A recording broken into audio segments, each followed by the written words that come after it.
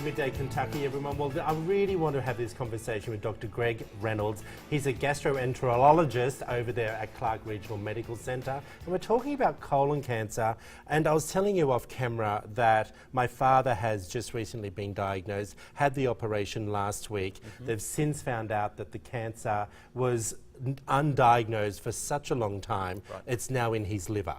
And they've now given him basically a year to live. Why do men wait so long to have colonoscopies? Well, it's not just men, it's everyone, unfortunately. I think there are a lot of misconceptions about colonoscopy and the other forms of colon cancer screening. And just like anything, like we were talking about, do this if you have a cough, try some chilies, try some honey, Yeah. There are a lot of rumors about colonoscopy. One of the most common ones that I hear is that, my goodness, the preparation is so terrible. But in fact, it's not. Yeah. And so one of the things I hope to accomplish today is just to let people know that it's easy to be screened for colon cancer, and there is more than one way to do it. Okay, well, let's talk about that, because startling facts, everyone. Kentucky is the #1 or in America for colon cancer. Kentucky has the highest overall incidence of cancer in the United States. That's as scary, well, everyone. Unfortunately, as well as one of the highest mortality rates. Okay. So colon cancer is very prominent here. In the United States, there are about 150,000 cases of colon cancer diagnosed every year. Is it higher in men than it would be for women? It is a little bit higher in men. Okay. It is the highest incidence is in the African American population, actually. Right. And so. Okay, so let's break it down, because most people only know having a colonoscopy is really the only way to find out if you have those polyps or tumours within the colon. And the prep that they don't want to do. Right. What are the other ways that you can find out if you are susceptible or have colon cancer? A few things. One important thing to know is if you have a family member with colon cancer, that is one of the highest risk factors. The overwhelming majority of colon cancer is what we call sporadic. It just happens because of genetic factors, environmental factors, and I tell my patients bad luck.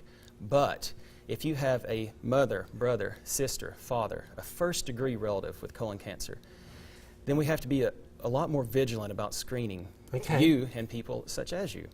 Colonoscopy is the preferred method for screening for colon cancer, because when we do that, and for people that don't know, a colonoscope is a small scope that goes into your colon, and we see with a camera in real time exactly what is or is not there.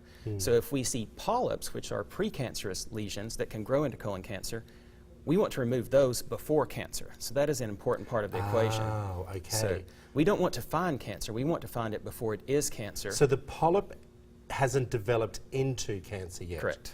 Okay. So go on, sorry, I just want to make that part clear. Sure, and so that's, again, one of those things that, we talk about colon cancer screening. Well, I don't want to find colon cancer. I want to find polyps before they are colon cancer and remove them. Okay, so the surgeon said to my father that they were so enlarged that he had cancer for quite some time. How would he's 77, everyone, how would he have known to check before this? He just wasn't feeling well. Right. So obviously he had it for several years. Yeah, beforehand. Unfortunately, Troy, that's a very common scenario that we encounter.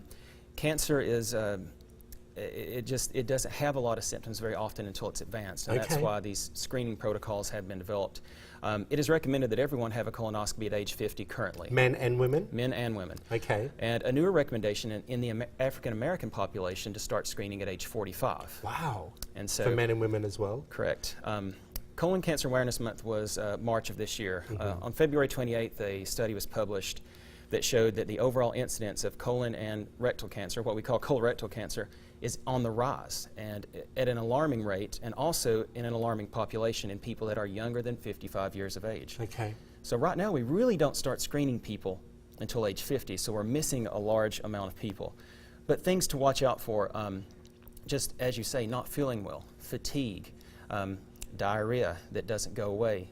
Blood in the stool is a very big, what we call red flag or warning sign that needs to be, if you have blood in the stool, you need to at least tell your doctor. It can be most commonly from a hemorrhoid, but also it can be a sign of colon cancer. Right, okay. Now, something that might be putting people off, is this going in to have a treatment to see if you're being diagnosed with colon cancer?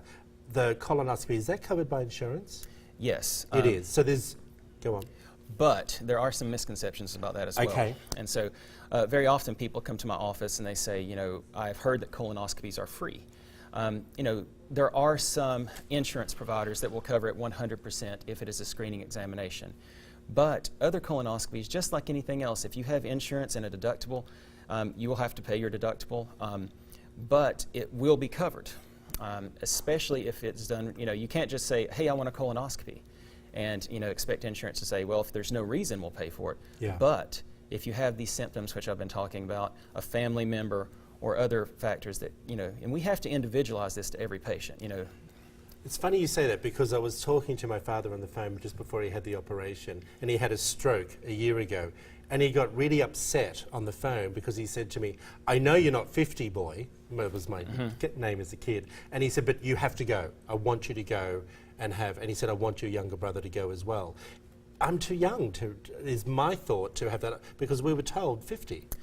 Right. And my younger brother's, I think, 33 or something? If I were you, Troy, I would have a colonoscopy scheduled immediately. Really? The thing is we don't fully understand how cancer develops. We know that there are genetic factors, environmental factors, but we can't just say it's going to happen to you.